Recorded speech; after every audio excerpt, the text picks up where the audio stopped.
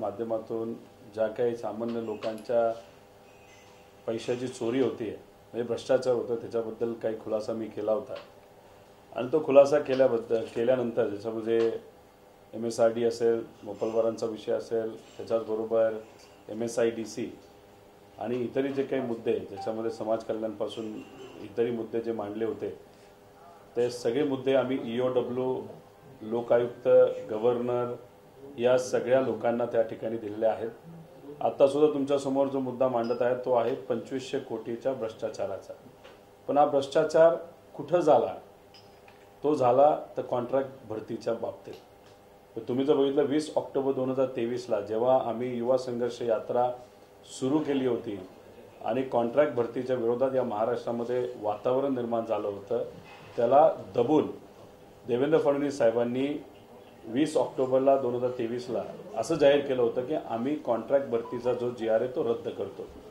पण दुर्दैवाचे 31 ऑक्टोबर 23 रोजी कॉन्ट्रॅक्टी भरती रद्द करण्यात आली। पण त्याच्यानंतर त्यांनी साइड बाय साइड भरती ही सुरू केली। गेल्याच महिन्यात 27,560 नोकऱ्या या कॉन्ट्रॅक्ट भरतीच्या माध्यमातून उपलब्ध झाल्या।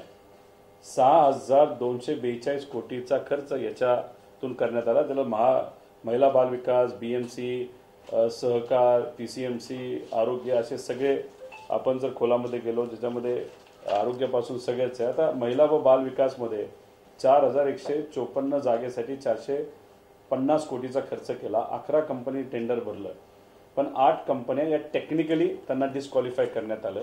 मिळालं कोणाला? तर ब्रिस्क इंडिया, S2 इन्फोटेक या 2 कंपनीला मिळालं। तसंच BMC मध्ये 427 कोटी खर्च केला। मिळालं कोणाला? तर BVG, ईगल, क्रिस्टल, ब्रिस्क। आता ह्याच्यामध्ये 427 कोटीचं बेस प्राइस होती, म्हणजे ज्याच्यामध्ये कमीत कमी हा खर्च त्याच्यामध्ये होईल असं आहे।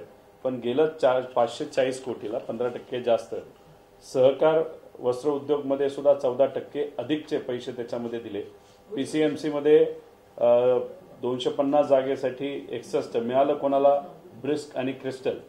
मग आता ह्याच्या खूप खोलात न जाता फक्त ओव्हरऑल आकडेवारी बघितली तर 6,242 कोटी रुपयाचं टेंडर हे कॉन्ट्रॅक्टवर भरती करण्यासाठी म्हणजे देवेंद्र फडणवीस साहेबांनी सोडलं, आम्ही कॅन्सल केलं पण तरी सुद्धा त्यांनी ते सुरू ठेवलं। 6,242 कोटी रुपयाचं टेंडर हे ब्रिस्क, क्रिस्टल अशा कंपनीला देण्यात आलं। सर्व्हिस चार्ज 950 कोटी रुपये या कंपनीला मिळाला आणि टेंडर वाढीव किती दराने दिलं तर 1,500 कोटी अतिरिक्त रुपये त्याच्यामध्ये खर्च झाला। 2,500 कोटी रुपये याच्यामध्ये खर्च झाला। आता याचा क्रिस्टल कंपनी कोणाची? तर एक MLC आमदार आहे लाडसाहेब, त्यांची आहे। देवेंद्र फडणवीस स्वतः लिस्टिंगसाठी गेले होते, चांगली गोष्ट आहे, काय हरकत नाही। याच्यामध्ये खोलामध्ये आपल्याला जावं लागेल। हे झालं क्रिस्टल। आता ब्रिस्कच्या बाबतीत बोलायचं झालं, हे मी म्हणत नाही पण एक माजी खासदार सोमय्या साहेब स्वतः म्हणाले होते की ब्रिस्क ही मुश्रीफ साहेबांची कंपनी आहे असं ते म्हणत होते आणि हे सगळे कॉन्ट्रॅक्ट अशा पद्धतीने एवढ्या रुपयाला तिथं गेला। आता S2 कंपनी कोणाची हे थोडंसं खोलात आपल्याला जावं लागेल। या बाबतीतले सर्व कागदपत्र हे मीडियाचे आमचे बंधू भगिनी जे आहेत त्यांना आम्ही पाठवलेले आहेत, ते त्यांनी बघावेत आणि त्या बाबतीत खोलात जावं। पण या बाबतीतलं लेटर आम्ही नक्कीच देऊ। म्हणजे एका बाजूला सरकारला खर्च करण्यासाठी पैसा नाही आणि दुसऱ्या बाजूला जवळच्या आमदारांना, मंत्र्यांच्या कंपन्या ज्या आहेत त्यांना तुम्ही 1,000 2,000 कोटीची कामं देतात। हा 2,500 कोटीचा भ्रष्टाचार। म्हणजे युवांना तुम्ही खोटं बोलता की आम्ही कॉन्ट्रॅक्टवर भरती करणार नाही। हे बिचारे युवा वाट बघत राहतात, कष्ट करतात, अभ्यास करतात आणि बॅकडोर एंट्री देऊन तुम्ही 2,500 कोटी रुपयाचा घोळ करता, म्हणजे हे खरंच हास्यास्पद आहे। आता ह्याच्यात बघा, क्रिस्टल आणि ब्रिस्कला वैद्यकीय शिक्षण विभागाने भाजीपाला खरेदी करण्यासाठी कॉन्ट्रॅक्ट दिलं 61 कोटी रुपयाचा। भाजीपाला म्हणजे भेंडी, वांगी, कोबी, मिरच्या, बटाटे हे खर्च करण्यासाठी, विकत घेण्यासाठी या 2 कंपनीला अनुभव नाही, अशाला 61 कोटी रुपये दिले। त्यामुळे हे कुठेतरी चुकीचं चाललेलं आहे आणि हा जो खोटेपणा आहे, तुम्ही मागच्या दरवाजातून देवेंद्र फडणवीस साहेब आणि हे सरकार जे काही कॉन्ट्रॅक्टवर भरती करत आहात हेच तुमचं कर्तृत्व का? युवांना तुम्ही खोटं बोलता, आम्ही कॉन्ट्रॅक्ट भरती करणार नाही आणि दुसऱ्या बाजूला तुम्ही कॉन्ट्रॅक्ट भरती करता आणि त्यात 2,500 कोटीचा भ्रष्टाचार करता। ह्याच्या आधी 40,000 कोटीचा भ्रष्टाचार आम्ही पुढं आणलेलाच आहे आणि त्याच्यामध्ये आता 2,500 कोटीची भर पडलेली आहे. आणि हे सगळे पत्र मी माझ्याकडे न ठेवता मीडियाला सुद्धा देतो आणि त्या लोकायुक्तपासून EOW पासून गव्हर्नर साहेबांना ही सगळी पत्र दिलेली आहेत.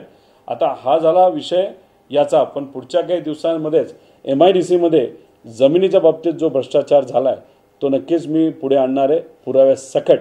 त्यामुळे पुढच्या काही दिवसांमध्ये आता MIDCच्या बद्दल कसा भ्रष्टाचार केला जातो, युवांना नोकरी देण्यापेक्षा नको त्या गोष्टीमध्ये कसा लक्ष दिलं जातं, कसे पैसे काढले जाते याच्याबद्दलचा खुलासा मी नक्कीच येत्या काळामध्ये करेल असं या ठिकाणी नमूद करतो. त्यामुळे आज 2,500 कोटी रुपयाचा जो भ्रष्टाचार हा कॉन्ट्रॅक्ट भरतीच्या बाबतीत जवळच्या आमदारांच्या मंत्र्यांच्या कंपनीला जो केला तो इथं सांगितला. एका बाजूला आपल्याकडे पैसा नाही आणि दुसऱ्या बाजूला अशा पद्धतीने तुम्ही भ्रष्टाचार करत आहात, ते सुद्धा गेल्याच महिन्यात. म्हणजे कुठंतरी महायुतीच्या सरकारला कळालेलं आहे त्यांचं सरकार येणार नाही. त्यामुळे जेवढे कॉन्ट्रॅक्ट मित्रांना देता येतील तेवढे द्यावेत, जेवढा पैसा काढता येईल तेवढा काढा. याच्यामध्ये सुमित नावाची कंपनी सुद्धा आहे जी ॲम्ब्युलन्स घोटाळ्यामध्ये आहे. कोर्टात स्वतः कोर्टाने हायकोर्टात सुमोटो सुमित आणि तो जो कॉन्ट्रॅक्ट आहे त्याच्यावर चुकीची गोष्ट घडली म्हणून सुमोटो त्यांनी केस ही स्वीकारलेली आहे. ते केस त्या बाबतीत लढत आहेत आणि त्याच सुमितला सुद्धा इथे काम दिलेलं आहे हे कुठेतरी दिसतंय. हे गोष्ट आपल्या सर्वांसमोर तिथं आम्हाला आणायची होती. धन्यवाद. मी आता म्हटले की आशन मुश्रीफाची कंपनी आहे, तिला कितीचं कॉन्ट्रॅक्ट दिलं होतं आणि त्यांचा रोल काय? आता या 6,200 कोटीपैकी 1,200 ते 1,500 कोटी रुपये हे ब्रिस्क इंडिया लिमिटेडला त्या ठिकाणी दिलेलं आहे. आणि ब्रिस्क इंडिया लिमिटेड ही जी कंपनी आहे ही कंपनी हसन मुश्रीफ साहेबांची आहे असं स्वतः भाजपचेच नेते पूर्वी त्यांचा प्रवेश करण्यापूर्वी ते बोलत होते. आणि खूप खोलात गेल्यानंतर त्यांच्या काही नातेवाईकांची नावंसुद्धा डायरेक्टर म्हणून निघत आहे. जेव्हा ईडीली कारवाई केली नंतरच्या काळामध्ये ते डायरेक्टरपद काढण्यात आलं, दुसरं नाव टाकण्यात आलं. पण पूर्वीचे रेकॉर्ड हे आपल्याकडे आहेत. त्यामुळे पवार साहेबांची साथ का सोडली, विचार का सोडले आणि महायुतीबरोबर आणि प्रतिगामी विचाराबरोबर ते सुद्धा कोल्हापूर जिल्ह्यामध्ये मुश्रीफ साहेब का गेले याचा पूर्णपणे पुरावा म्हणजे स्वहित, नाही तर स्वतःची कंपनी टिकावी, जुने ज्या काही कारवाई आहेत त्या थांबाव्यात आणि असणाऱ्या कंपनीला अजून जास्त नफा मिळावा यासाठी त्यांनी तो निर्णय घेतला असावा असं कुठेतरी आता समोर येत आहे. टोटल 6,242 कोटींचं टेंडर दिलं होतं आणि त्या टोटल टेंडरमध्ये 2,500 कोटीचा भ्रष्टाचार झालोय असं आमचं मत आहे. त्यामुळे सरकारला जे काही तुमच्याकडे डॉक्युमेंट असतील ते तुम्ही पुढं करावेत, ते द्यावेत आणि मग त्याच्यामध्ये दूध का दूध आणि पाणी का पाणी आपण करू. आणि दर प्रेस कॉन्फरन्समध्ये सरकारमध्ये असणाऱ्या नेत्यांना मी आव्हान केलेलं आहे, जर आम्ही काहीतरी चुकीचं बोलत असू, याच्यामध्ये काय चुकीचं घडत असेल तर तुमच्याकडनं कोणीतरी अभ्यास करून एखादा अधिकारी मंत्री जर समोर येत असेल तर प्रेस समोरच आम्ही या बाबतीत खोलात जाऊन आमच्याकडचे असणारे कागद आणि तुमच्याकडचे असणारे कागद हे समोरासमोर चर्चा करायला सुद्धा आम्ही तयार आहोत. कंत्राटे वेगवेगळे आहेत ना, म्हणजे की एकच कंत्राट आहे 6,200 कोटी? 6,200 कोटी हे टोटल 27,560 जागेसाठी कॉन्ट्रॅक्ट दिलेला आहे. याच्यामध्ये महिला विकासमध्ये सगळ्यात जास्त 4,154 450 कोटीचं कॉन्ट्रॅक्ट आहे. BMC आता हे विभागून दिले, पण ह्या 3च कंपन्या आहेत ज्याच्यामध्ये क्रिस्टल आहे, ब्रिस्क इंडिया, या 2 कंपन्या सगळ्यात जास्त मिळालेल्या, ज्याचं लिंक मी तुम्हाला सांगितलेलं आहे. आणि मध्ये आधी BVG आणि SO2 अशा नावाच्या कंपनीला तिथं टेंडर दिलं गेलं आहे. आणि हे सगळा आकडा जर आपण काढला 6,242 कोटी आणि त्याच्यामध्ये अतिरिक्त जो काही खर्च केला गेला आहे म्हणजे एखाद्या बेस प्राईसच्या वर तो 15% आहे. आणि त्याच्याचबरोबर कमिशन ज्याला आपण हे म्हणतो सर्व्हिस चार्जेस हे कुठेतरी 950 कोटी रुपये आहे. त्यामुळे 2,500 कोटीच्या आसपास हा निधी आहे. आता हा फक्त याच्याच आहे, त्याच्याच अजून खूप खोलात गेलं तर बरंच काय आपल्याला निघू शकतं. ते पुढच्या वेळेस नक्कीच या बाबतीतले डिटेल्स आपल्यापर्यंत आम्ही पोचवू. सुमितला एक कॉन्ट्रॅक्ट मिळालेला आहे, तो छोटा आहे.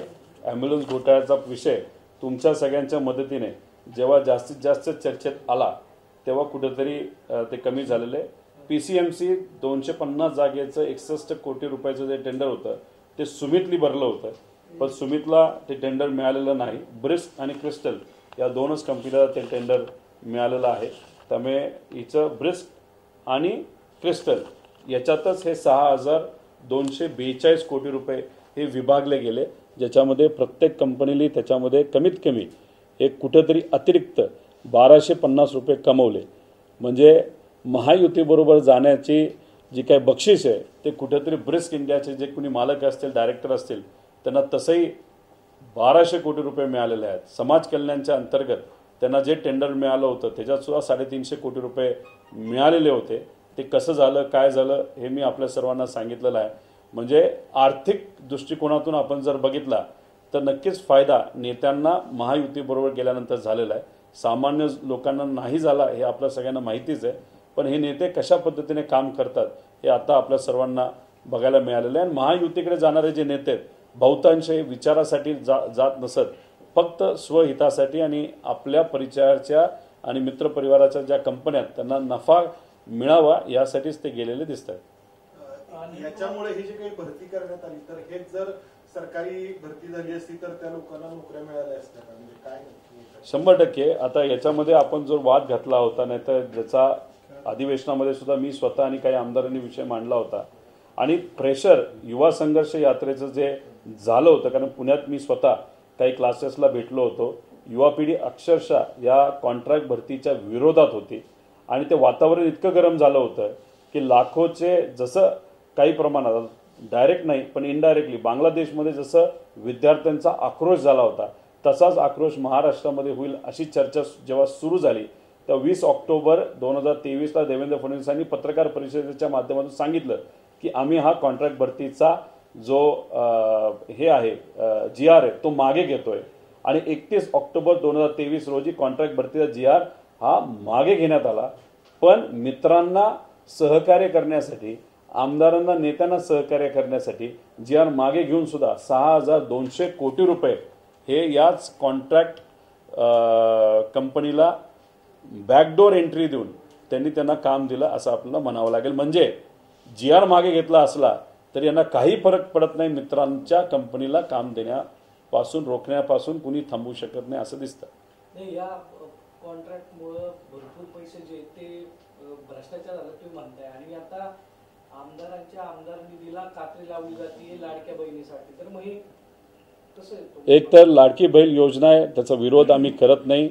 फक्त ज्या पद्धतीने ती लागू केली जाते, ज्या पद्धतीने घाई गडबड केली जाते, रजिस्ट्रेशनमध्ये अनेक अडचणी येतात, सॉफ्टवेअर चालत नाही, रात्रीच्या वेळेस महिलांचं रजिस्ट्रेशन तिथं करावं लागतं, त्याचाच ज्यांना लाभ मिळाला पाहिजे ते वंचित राहायला लागलेत.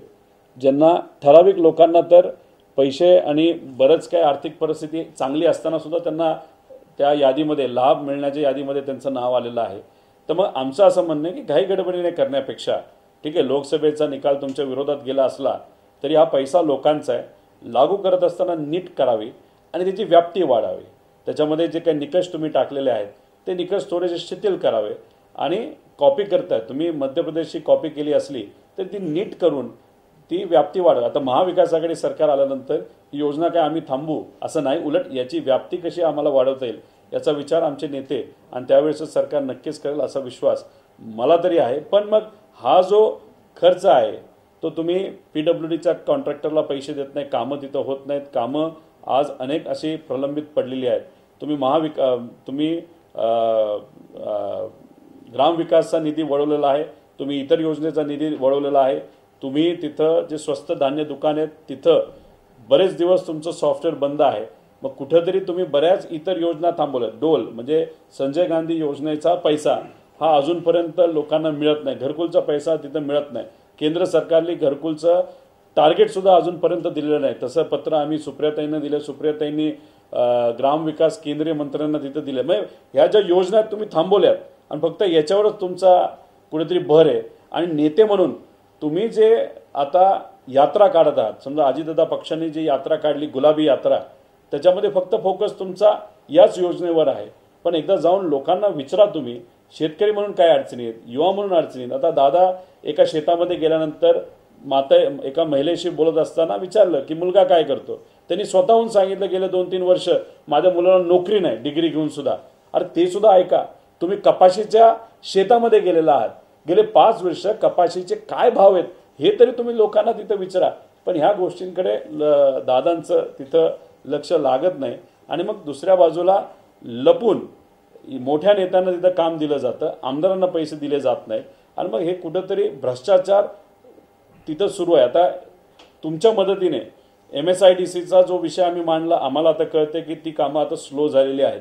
त्यानंतर ॲम्ब्युलन्स घोटाळा काढला, तिथंही कोर्टाने म्हणजे सुमोटो तो विषय त्यांनी आता हातामध्ये घेतलेला आहे. MSRDCचा मुद्दा मी काढला, तर त्यानंतर पण तिथं आता प्रक्रिया थोडी थंडावलेली आहे.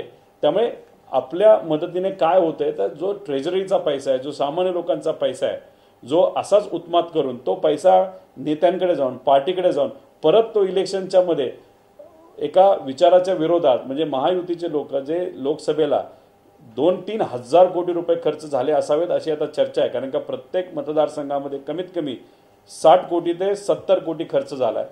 तर विधानसभेला सुद्धा लोकशाही बाजूला ठेवून फक्त पैशाचा वापर करून, नुसता पैशाचा वापर मोठ्या प्रमाणात करून तुमच्या आमदारांना तुम्ही निवडून आणण्याचा प्रयत्न करत असाल तर हा सगळा पैसा हा गरिबाचा पैसा आहे आणि तो कुठेतरी थांबला पाहिजे असं आमच्या सगळ्यांचं मत आहे. लोकसभा निवडणुकीनंतर अजित पवारांचा सूर बदललेला पाहायला मिळतोय. जय महाराष्ट्राच्या मुलाखतीमध्ये अजित पवार म्हणतायत की माझी चूक झाली, घरामध्ये राजकारण जायला नव्हतं पाहिजे, सुनेत्रा पवारांना उमेदवारी देणं ही माझी चूक घडली असं त्यांचं म्हणणं. या विषयावर मी बोलतो, पण मी जे मांडलेले आहेत या सगळ्या कंपनी जे ब्रिक्स इंडिया असतील किंवा सुमित कंपनी असेल त्यांना टेंडर गेले, ज्यांना टेंडर गेले पाहिजे होते त्यांची त्या व्यक्तींनी काय तुमच्याकडे मागणी केली का, किंवा याचे कायदेशीर पडताळणी किंवा कायदेशीर वाजव म्हणून तुम्ही काय करता? नाही, आता हे पत्र आम्ही लोकायुक्त असेल, EOW असेल त्यांना तर लिहूच, गव्हर्नर साहेबांना लिहूच. कारण का सरकारकडे अनेक वेळा हे मुद्दे मांडले पण त्या बाबतीत काही होत नाही. आता तुम्हीच मला सांगा की कांदे बटाटे घेण्यासाठी सुद्धा तुम्हाला ब्रिस्क इंडिया आणि क्रिस्टलच लागणार आहे का? मग उद्या जाऊन काही करायचं झालं तरी तुम्हाला या 2 कंपन्यांचं काम द्यायचं असेल तर नवीन युवांनी काय करायचं, ज्यांना नवीन कंपन्या एस्टॅब्लिश करायच्या त्यांनी काय करायचं, ज्यांचे व्यवसाय छोटे आहेत पण त्यांची पोच ही देवेंद्र फडणवीस साहेबांपर्यंत नाही त्यांनी काय करायचं? मग त्यांनी कॉन्ट्रॅक्टर्स घ्यायचे नाहीत का? मग हे जे काय चाललंय सेंट्रलायझेशन, म्हणजे तुमच्या जवळच्या नेत्यांना तुम्ही जर सगळाच पैसा तिथं देणार असाल तर मग नवीन युवा, नवीन कंपनी ज्या काही एफिशियंट आहे, चांगलं काहीतरी काम करू शकतात, यांना तुम्ही काय देणार आहात? आता हेल्थ डिपार्टमेंटली म्हणजे एक टेंडर काढलं होतं, जे 60 कोटीचं टेंडर ते 650 कोटीवर नेलं होतं. त्यात तर फायनान्सची परवानगी सुद्धा त्यांनी घेतली नव्हती. मग अधिवेशनात हा मुद्दा मांडल्यानंतर ते कॅन्सल झालं, ती वेगळी गोष्ट. पण सुरुवातीला तुम्ही 650, 60 वरनं 650 कोटी करायचं काय कारण होतं? त्यामुळे हा जो सहजपणे डोळे झाकून भ्रष्टाचार जो राज्य सरकारच्या नेत्यांचा चालला आहे तो कुठेतरी थांबला पाहिजे, त्याच्यावर कुठेतरी एक कंट्रोल आला पाहिजे आणि त्याच्यामध्ये ट्रान्सपरन्सी आली पाहिजे, एवढंच आमचं मत आहे. दादा, अजित पवारांच्या आमदारांच्या फाईल मुख्यमंत्री अडवतात असा आरोप होते आणि अशी माहिती पण आहे, काय वाटते तुम्हाला? एकामेकांच्या फाईल सर्वच नेते अडवतात असं आम्हाला कळतंय. त्याच्यामध्ये बरेच महिने झालं काही आमदारांच्या फाईल अडवल्यात असंही आम्हाला तिथं कळतंय. आता शेवटी एखादी सही, कारण का अजितदादांची सही झाली म्हणजे फायनल झालं असं नाही. दादांनी सही केल्यानंतर ती देवेंद्र फडणवीस साहेब सही करतात अशी प्रथा पूर्वी नव्हती. मग दुसऱ्या उपमुख्यमंत्र्यांनी सही केल्यानंतर ती मग मुख्यमंत्री साहेबांकडे जाते. मग दादांच्या फाईलनंतर अजून 2 सह्या करायच्यात. तर याच्यामुळे मग एकामेकांच्या फाईल अडकून स्वतःची कामं कशी मार्गी लावता येतील याचाच तो प्रयत्न त्या ठिकाणी केला जातो. आता इथे क्रिस्टलला सगळं कदाचित काम मिळालं असतं, मग दादांनी ब्रिस्क इंडियाला पुढं केलं असावं आणि मग तुम्ही यालाही काम द्या, मग हे काम आम्ही पुढं, म्हणजे मिली बघत या भ्रष्टाचाराच्या बाबतीत सगळ्यांचीच झाली असं आपल्याला कुठेतरी म्हणावं लागेल. आणि याच्यात काही व्यक्तिगत नाही तर काही विकासाची कामं ज्या आमदारांची आहे ती सुद्धा त्या नेत्याकडे थांबलेली दिसतात. म्हणजे या महाविकास आघाडीमध्ये एकामेकाच्या विरोधात सुडाचं राजकारण चालू आहे असं आपल्याला म्हणावं लागेल.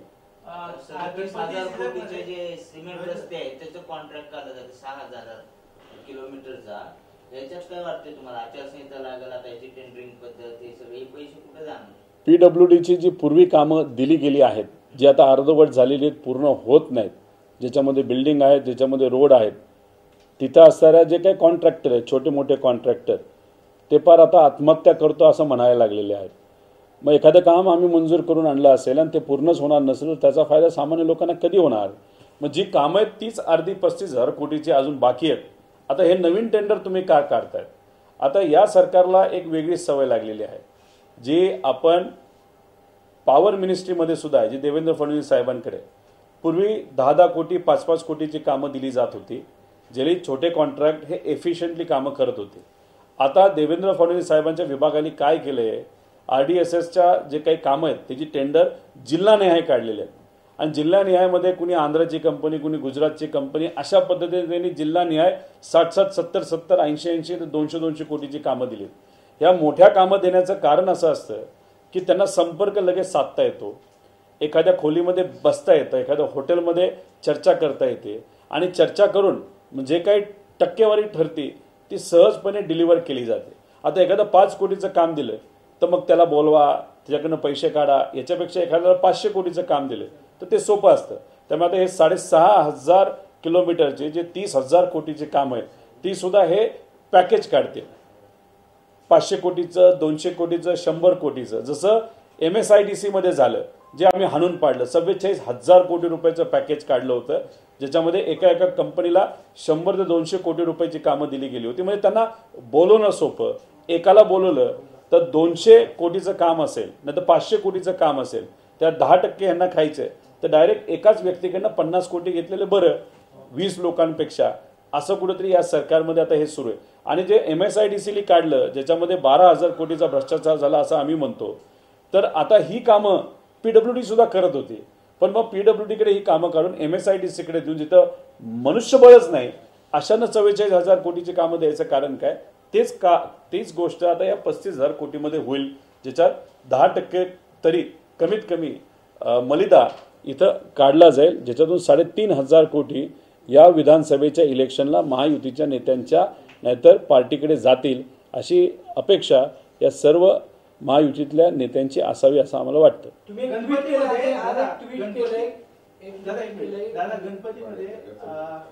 आनंदाचा शिधा वाटण्यात येणार आहे सरकारकडनं, ते पण टेंडर या कंपनीतनं देण्यात येईल अशी काही चर्चा आहे का?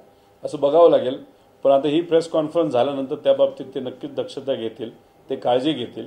कारण शेवटी मराठी मीडिया जी आहे ती अजून तरी लोकशाहीच्या बाबतीत प्रामाणिक आहे.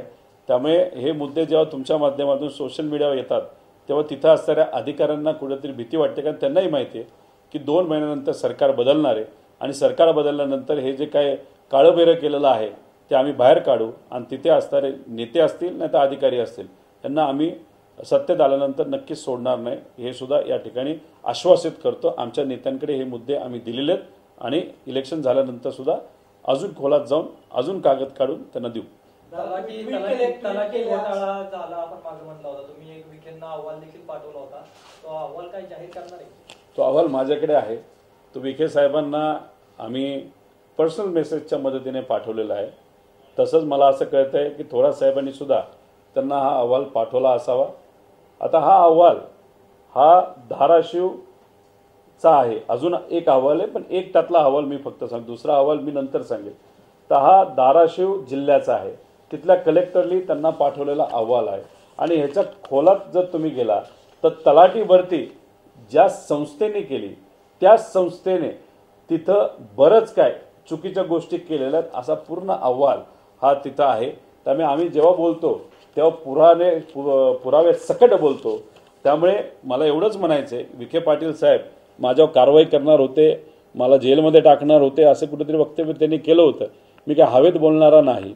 त्यामुळे जे काय बोलतो ते पुरावे सकट बोलतो. त्यामुळे त्या बाबतीत जेव्हा आम्ही अहवाल त्यांना पाठवला व्यक्तिगत मेसेजच्या मदतीने सोशल मीडियावर, त्यानंतर त्यांनी त्या बाबतीत कुठलंही दुसरं वक्तव्य केलेलं नाही. दादा, उद्या 15 ऑगस्ट आहे, अनेक शाळेत गणवेश आलेले नाहीत. विद्यार्थ्यांना विदाऊट गणवेश आता स्वातंत्र्य दिन साजरा करावा लागणार आहे. हे सगळं कॉन्ट्रॅक्ट पद्धतीचा अपयश आहे का? अधिवेशनामध्ये हा मुद्दा जेव्हा मी मांडला होता, मी म्हणलो होतो की फक्त मध्ये एक एजन्सी आणली आहे, कापड हे सगळं गुजरातवरनं आणलं जाणार आहे, त्यामुळे फायदा गुजरातच्या टेक्स्टाईलला होतोय. आम्ही म्हणत होतो की कॉटनचे जर तुम्ही कपडे घेतले असे ते थोडे महाग असतात पण चांगल्या क्वालिटीचे असतात, उन्हाळ्यामध्ये मुलांना त्रास होत नाही. पण तुम्ही तिथं रेक्झिनचे कपडे आणता, त्यासाठी एका कंपनीला कॉन्ट्रॅक्ट देता, मग हेच कॉन्ट्रॅक्ट राज्यातल्या एखाद्या कंपनीला नाहीतर टेक्स्टाईलचं जे काही असतं तर इथल्या लोकांना फायदा झाला असता. मी हेही सांगितलं होतं की वेळेवर हे कपडे येणार नाही, त्यामुळे तिथं मंत्री चिडले, मी ह्याच्यातही सांगितलं याच्यात मोठा भ्रष्टाचार चाललोय, मुख्यमंत्री साहेब चिडले. आणि मग तिथं बोलत असताना त्यांनी सांगितलं, रोहित बघ हा असा ड्रेस आहे. मी त्यांना सांगितलं, अहो ड्रेसचा कपडा बघा, त्याची क्वालिटी बघा, गुजरातवरनं तुम्ही आणताय, महाराष्ट्राचं हित त्याच्यामध्ये कुठे आहे. तर बोलता बोलता असंही बोलले, कदाचित अजितदादाही बोलले आणि तिथं देसाई साहेब जे मंत्री आहेत की त्याच्यासाठी सुद्धा शिवा, म्हणजे माझ्यासाठी शिवा. आता मी तर आमदार आहे, मी वाट बघतोय माझ्याच युनिफॉर्मची, माझाच आमदार म्हणून युनिफॉर्म जो त्यांनी अधिवेशनामध्ये माईकवर बोलून सांगितलं होतं अध्यक्षाच्या समोर की रोहित तुला पाठवतो, माझंच जर आलं नसेल तर लहान मुलांचं कधी येणार. आता अर्ध वर्ष संपत आलं तरी त्या मुलांनाही मिळालेलं नाही. आणि ज्या बचत गट, महिला बचत गटांना ते शिवण्यासाठी येणार होतं ते कापड सुद्धा आलेलं नाही. मग आता किती दिवस वाट बघायची. बिचाऱ्या त्या लहान मुलांकडे आपण जर बघितलं तर कपडे फाटलेले आहेत, त्यानंतर त्यांचे बूट फाटलेले आहेत. अतिशय वाईट परिस्थितीमध्ये ही मुलं तिथे शाळेत जातात आणि एखादी प्रायव्हेट शाळा जवळ असेल तर त्यांचे नवीन कपडे बघून या गरिबाच्या मुलांना वाईट वाटतंय. पण हे सरकारला कुठं कळणार. अहो त्याच्यामध्ये सुद्धा यांनी भ्रष्टाचार केलाय आणि आम्ही तेव्हा तिथं सांगितलेलं आहे, पण त्या बाबतीत त्यांनी दक्षता घेतलेली नाही. यांना काहीच पडलेलं नाही, यांना लोकांचंही नाही पडलं. यांना असं वाटतं की काही नुसत्या घोषणा केल्यानंतर त्यांना मतं मिळतील. पण मला त्यांना सांगायचं आहे, एकतर आम्ही या योजना ज्या चांगल्या त्या बंद करणार नाही, पण घाईगडबडीने आणलेल्या आहेत. तुम्हाला जर असं वाटत असेल की ह्याच्यावरच तुम्ही निवडून येणार असाल आणि कसाही भ्रष्टाचार केला तरी चालत असेल तर महाराष्ट्राची जनता ही हुशार आहे. दादा, जय महाराष्ट्राला दिलेल्या वृत्तवाहिनीला दिलेल्या मुलाखतीमध्ये अजित पवार म्हणतायत की चूक झाली माझी, पत्नीला उमेदवारी दिली, घरामध्ये राजकारण यायला नव्हतं पाहिजे. तुम्ही देखील ट्विट केलंय, तुम्हाला देखील ती भीती वाटते. आता नेमकं काय? खरं तर दादांना ओळखलं. हे जे पूर्वीचे दादा होते, जेव्हा लोकसभेचं सीट स्वतःच्याच घरातून त्यांनी ते डिक्लेअर केलं, मलाही वाटत होतं तो कदाचित त्यांचा निर्णय नसावा व्यक्तिगत. आता दादा काल बोलले की चूक झाली, पण याच्यामध्ये जर आपण खूप खोलात गेलो तर भाजपचे काही नेते उलटा प्रचार करतायत की तो निर्णय हा दादांचाच होता. पण आम्हाला असं वाटतं की तो दादांचा नसावा. केंद्रात बसलेले गुजरातचे जे नेते आहेत त्यांनी कदाचित तो निर्णय दादांवर लादला असावा. फक्त फरक एवढाच आहे पूर्वीच्या दादांमध्ये आणि आत्ताच्या दादांमध्ये की कुठेतरी केंद्रासमोर दादा आज झुकल्यासारखे वाटतात. त्या नेत्यांचं त्यांना ऐकावं लागतं. माझ्या मतदारसंघामध्ये सुद्धा कदाचित या विधानसभेमध्ये एक वेगळ्या प्रकारचं प्रेशर हे दादांवर येऊ शकतं. आल्यावर त्या बाबतीत ते काय करतात हे बघू द्या. जेव्हा येईल तेव्हा जो कुणी असेल त्याच्या विरोधात आम्ही लढायला तयार आहोत. पण तेव्हा ते प्रेशर आल्यानंतर ते काय करतात हे सुद्धा आपल्याला बघावं लागेल. पण मग ही जी परिस्थिती या महाराष्ट्रामध्ये ज्या कुठल्या नेत्यांनी आणलेली आहे, राजकारणाला खालच्या पातळीवर ज्यांनी नेलेलं आहे, असे काही कलाकार नेते जे आहेत त्यांना तरी आम्ही सोडणार नाही. आम्ही असेल, ज्यात मी असेल, इतरही जे काही छोटे मोठे नेते असतील आणि खास करून महाराष्ट्राची जनता, अशा कलाकारांना त्यांची जागा येत्या काळामध्ये 100% दाखवू, हा अजितदादांना माझा वाद आहे. तुमच्या मतदारसंघात तुम्ही जसं म्हणतो की दादांवरती प्रेशर आलेला आहे, जो बारामतीमध्ये जो प्रयोग केला गेला तसाच काहीसा प्रयोग कर्जतमध्ये सुद्धा केला जाऊ शकतो. मी एवढंच म्हणेल की महायुती सरकारच्या विरोधात, तिथं असणाऱ्या भल्या भल्या नेत्यांच्या विरोधात माझ्यासारखा कार्यकर्ता खूप काय बोलून गेलेला आहे. लोकसभेच्या काळामध्ये असेल, माझ्यावर जेव्हा कारवाई झाली तरी मी घाबरलो नाही. तर मी अनेक लोकांचं माझ्या मतदारसंघामध्ये लक्ष आहे, ज्याच्यामध्ये भाजपचे नेते आहेत, ज्याच्यामध्ये अजितदादांच्या गटाचे नेते आहेत, त्यात कदाचित दादासुद्धा असू शकतील. आणि मग अशा परिस्थितीमध्ये माझ्या मतदारसंघामध्ये खूप मोठी ताकद ही महायुतीकडनं लावली जाणार आहे, ज्याच्यामध्ये माझ्याच मतदारसंघामध्ये असणाऱ्या काही ठराविक नेत्यांना मतं खाण्यासाठी, उभा करण्यासाठी प्रोत्साहित केलं जाऊ शकतं आणि कदाचित केलंही गेलं आहे. त्यांना रसदसुद्धा तिथं पोचलेली आहे. आणि मग जो प्रयोग लोकसभेमध्ये सुप्रियाताईंच्या बाबतीत दादांना हा करावा लागला का त्यांनी तो केला, तर माझ्या इलेक्शनमध्ये विधानसभेमध्ये सुद्धा कदाचित त्यांच्यावर प्रेशर आणून असाच प्रयोग त्यांच्या बाबतीत असेल, नाही तर त्यांच्या कुटुंबातल्या बाबतीत, हा माझ्या विरोधात माझ्या मतदारसंघामध्ये कदाचित केला जाऊ शकतो.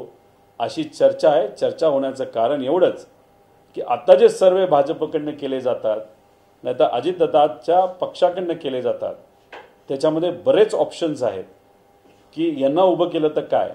कारण त्या मतदारसंघातल्या कुठल्याही व्यक्तीला उभं केलं तर तिथं असलेली स्वाभिमानी जनता ही माझ्यासारख्या कार्यकर्त्याबरोबर राहील असा विश्वास सर्वेच्या माध्यमातून लोकच व्यक्त करत आहेत.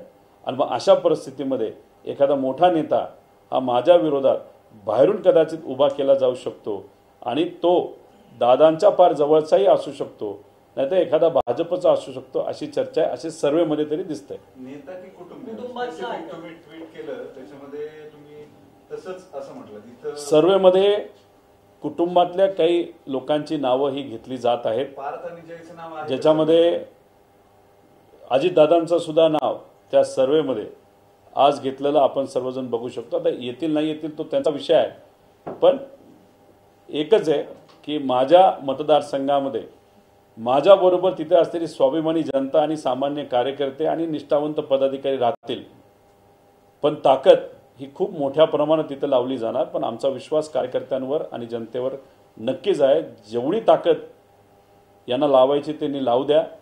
कर्जत जामखेडकरांनी मला लढायला शिकवलेलं आहे, त्यामुळे त्यांच्यासाठी आणि विचारासाठी भल्या भल्यांबरोबर भिडायला माझ्यासारखा कार्यकर्ता तयार आहे. तुमचं असं स्पेसिफिक म्हणणं आहे का की जे सर्वे झाले कर्जत जामखेडसाठी त्याच्यामध्ये तुमच्या विरोधामध्ये अजित पवारांच्या सुद्धा नावाची चाचपणी करण्यात आली? असा सर्वे नक्कीच सुरू आहे. आता तो कोण करतंय हे मला सांगता येणार नाही. काही भाजप म्हणून केला जातोय आणि काही ही डिझाईन बॉक्स नावाची जी कंपनी आहे, 200 कोटी रुपये देऊन जी दादांनी त्यांच्या पक्षाची इमेज चांगली करण्यासाठी जी डिझाईन बॉक्स नावाची कंपनी घेतली, त्यांनी सुद्धा सर्वे हे केलेले आणि त्यांच्या आणि भाजपच्या सर्वेमध्ये दादांचं नाव आणि दादांच्या कुटुंबातल्या काही लोकांचं नाव हे दिसते. अंदाज ते घेत आहेत.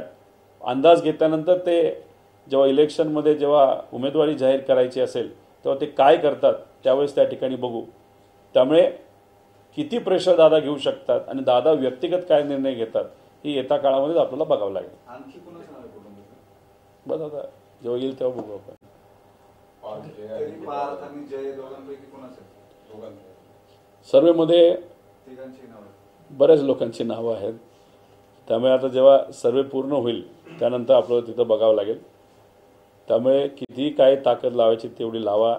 लोकांवर आणि तिथल्या कार्यकर्त्यांवर निष्ठावंत पदाधिकाऱ्यांवर माझ्यासारख्याचा विश्वास आहे. ज्याला सुपारी घ्यायची त्यांनी सुपारी घ्या, ज्यांना सुपारीबाज व्हायचं आहे त्यांनी सुपारीबाज बना. पण शेवटी कर्जत जामखेडची जनता ही निष्ठेला आणि विचाराला आणि आत्तापर्यंत केलेल्या कामाला नक्कीच पाठिंबा देतील असा विश्वास माझ्यासारख्या कार्यकर्त्याचा आहे. पार्थ पवार पण असू शकतो. आता कोणी आता तुम्ही जेव्हा ते जाहीर करतील तेव्हाच आपल्याला कळेल की कोण असेल. तुमच्याकडे माहिती आहे म्हणून स्पेसिफिक जरा कुटुंबातल्या आणखी कोणाकोणाच्या नावाची तुम्ही जेव्हा स्वतः या बाबतीत माहिती घ्याल तेव्हा तुम्हाला कळेल की त्याच्यामध्ये कोणाकोणाची नावं ही घेतली जात आहेत. काही लोकल नेत्यांची नावं आहेत आणि काही मोठ्या परिवारातल्या नेत्यांच्या कुटुंबातली सुद्धा अनेक लोकांची नावं घेतली जातात. विखे विरुद्ध पवार परत होईल. विखेंचं पण नाव आहे का? असं तरी नाव अजूनपर्यंत दिसत नाही.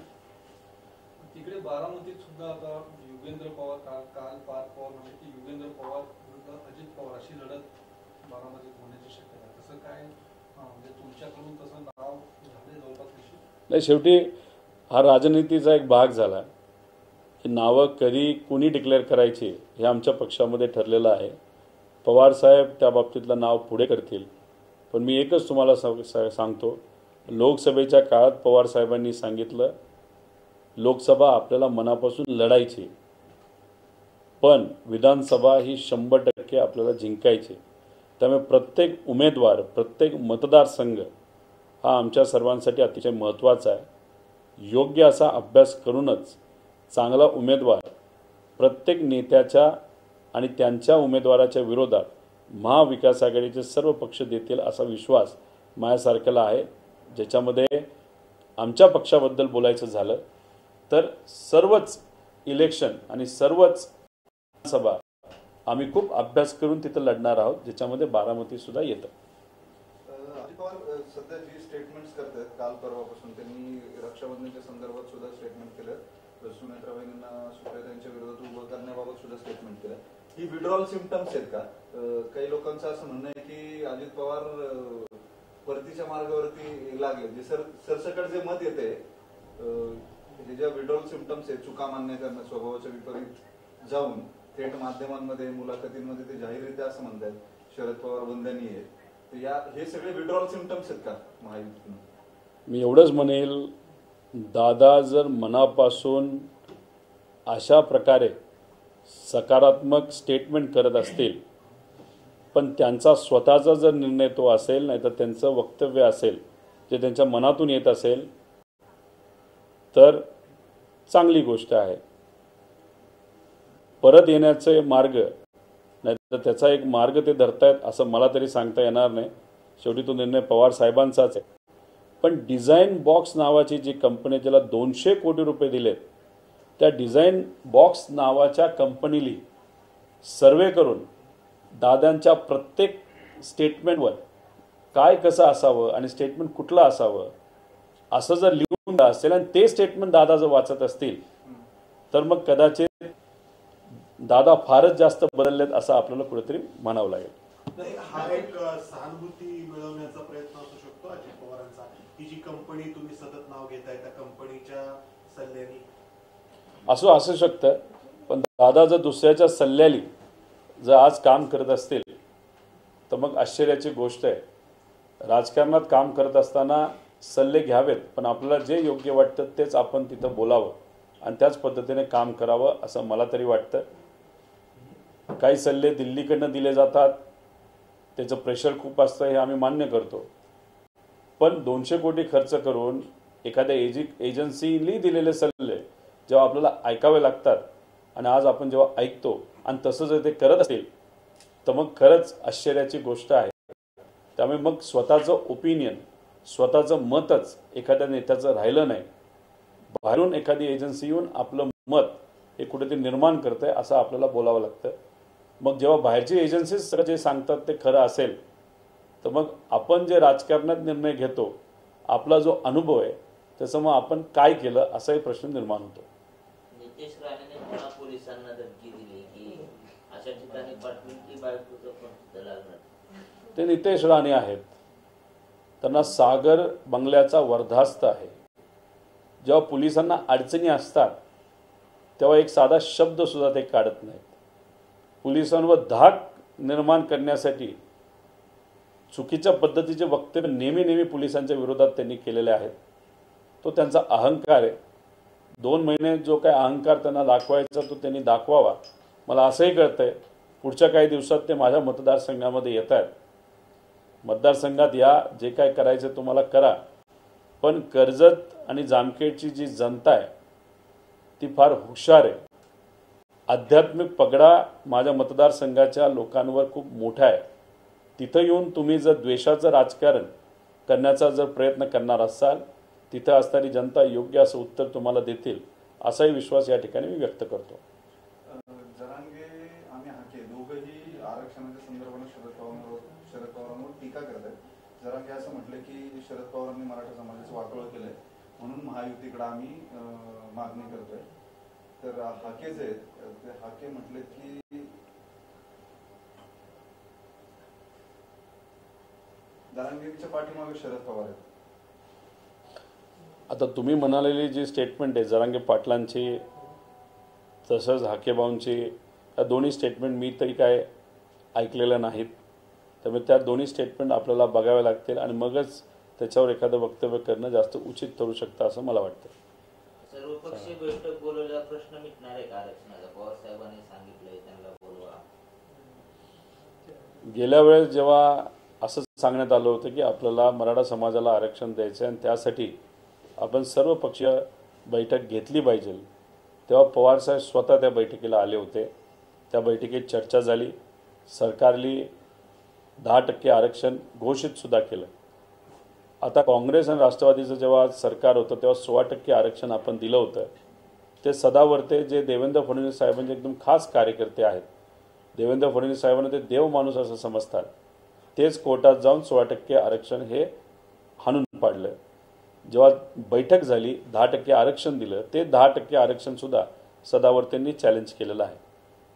आता दुसरा विषय, भुजबळ साहेब नेहमी म्हणायचे जेव्हा ते पुरोगामी विचाराबरोबर होते की राजकीय ओबीसी आरक्षण हे देवेंद्र फडणवीस साहेब आणि भाजपमुळेच अडचणीत आलेलं आहे. त्यामुळे भाजपच्या बाबतीत बोलायचं झालं त्यांची एक खासियत आहे, ते दोन्ही समाजाला फक्त खेळवत ठेवतात, राजकीय हितासाठी त्यांचा फायदा करून घेतात. आता जी बैठक पूर्वी झाली आहे, ज्या बैठकीत ठरले आता आपल्याला आरक्षण द्यायचं, त्यानंतर आरक्षणही दिलं गेलं, मग परत आता बैठक का घ्यायची असाही प्रश्न आम्हाला निर्माण होतो. आणि भाजपचे आणि महायुतीचे काही नेते एका समाजाच्या सामाजिक कार्यकर्त्यांना भेटतात, दुसरे नेते दुसऱ्या समाजाच्या सामाजिक कार्यकर्त्यांना भेटतात. त्यात काय चर्चा होते, काय आश्वासन दिलं जातं हे विरोधात असणाऱ्या पक्षांना कोणालाही सांगितलं जात नाही. त्यामुळे फक्त इलेक्शन पुरतं हे दोन्ही समाजाला खिळवत ठेवतील, राजकीय पोळी भाजून घेतील आणि मग नंतर इलेक्शन झाल्यानंतर सत्तेत जर आले, जे येणार नाहीत, मग जे काय करायचं म्हणजे भ्रष्टाचार करायचं तो ते करत राहतील. एवढंच माझं म्हणणं आहे. राज ठाकरे वारंवार पवारसाहेबांचे नाव घेत आहेत, त्यांची मुलगा ते निर्माण होतोय किंवा कशामुळे घेत असतील काय तुम्हाला? दिल्लीतून आदेश आले ते त्यांना आता ऐकावं लागतात. त्यांच्या काय अडचणीत मला सांगता येणार नाही. दिल्लीतून जेव्हा आदेश येतात, जेव्हा ऐकावे लागतात, त्याला वेगळी कारणं असू शकतात. एखादी त्यांची अडचणसुद्धा असू शकते. आता जर राज ठाकरे साहेबांनी दिल्लीच्या बादशहाचं ऐकणं हेच उचित ठरवलं असेल, त्याला आम्ही काय बोलणार. आता पूर्वी ते वेगळं बोलायचे, आता ते वेगळं बोलतात. आता मग अशा नेत्यांनी आणि अशा पक्षांनी जर सुपारीच घ्यायचं ठरवलं असेल, त्याला आपण काय बोलणार. लोकसभेचं इलेक्शन झाल्यानंतर मतं विभागणी करूनच आपली राजकीय पोळी भासता येईल असं महायुतीच्या अनेक नेत्यांना वाटायला लागले. म्हणून मग राज ठाकरे साहेबांच्या पक्षाचा वापर हा सहजपणे तिथं केला जातोय असं आपल्याला म्हणावं लागेल. पूर्वी जे राज ठाकरे साहेब म्हणायचे, युवांचे प्रश्न मांडायचे, जे प्रोजेक्ट महाराष्ट्रातून गुजरातला गेले त्या विरोधात ते बोलायचे, हे सगळे स्टेटमेंट मला सुद्धा आवडत होते. पण आज अचानक लोकसभेच्या इलेक्शन नंतर विधानसभेच्या इलेक्शनला ते जर महायुतीचं गाणं गायला लागले असतील आणि ते सुद्धा दिल्लीतल्या गुजरातमधून आलेल्या नेत्यांनी लिहून दिलेलं गाणं ते गात असतील, त्याला आम्ही तरी काय बोलणार, तो त्यांचा विषय आहे. पण महाराष्ट्राची जनता हुशार आहे, योग्य वेळेस योग्य उत्तर देतील असा विश्वास आम्हाला वाटतो. वैद्यकीय विभागाकडे किंवा ससूनकडे वैद्यकीय मंत्र्याचं दुर्लक्ष होताना पाहायला मिळतं. पेशंटला वेटिंग करायला लागते. 20 बेवारस पेशंट आहेत, दारा गायकवाडांचं उपोषण सुरू आहे. कसं बघता? हसन मुश्रीफकडे काही पाहत नाहीये, डीन असतील, अधीक्षक असतील, काही कारण नाही. मंत्री महोदय म्हणजे हसन मुश्रीफ साहेबांना बरेच व्याप असावेत. ब्रिक्स इंडिया नावाची कंपनी, ज्याला राज्य सरकारले हजारो कोटी रुपयाचे टेंडर दिलेले, ती कंपनी सुद्धा बघायची असावी त्यांना. त्याचा प्रॉफिट सुद्धा त्यांना वाढवायचा असावा आणि ते त्याच्यात लक्ष जास्त गेल्यामुळे कदाचित त्यांचा जो विभाग आहे त्या विभागाकडे त्यांचं लक्ष कमी पडत असावं. म्हणून गरिबाला अडचण तिथे येते. पण गरिबाला कितीही अडचण आली तर महायुतीतल्या पक्षाला काही पडलं नाही. त्यांना फक्त पैसे खायचे, सत्तेत यायचं आहे. गरिबाला ज्या अडचणी येतात त्या येऊ द्या, त्यांना काही त्या बाबतीत फरक पडत नाही असं आपल्याला म्हणावं लागेल. महाविकास आघाडीचे पण नेते गप्प आहे ना सगळ्या. आता मी महाविकास आघाडीचाच एक भाग म्हणून, एक घटक म्हणून त्या ठिकाणी लढतोय.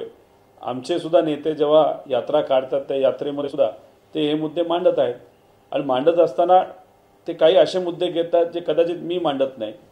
मी जे मांडतो ते घेत नाहीत. त्यामुळे मग याच्यामध्ये एक बॅलन्स होतो. ते वेगळे मुद्दे मांडतात, मी वेगळे मांडतो, पण शेवटी हे सगळे मुद्दे हे सामान्य लोकांच्या निगडीतच आहेत असं आपल्याला म्हणावं लागेल. एवढं ग्रिलिंग तुम्ही केलंय.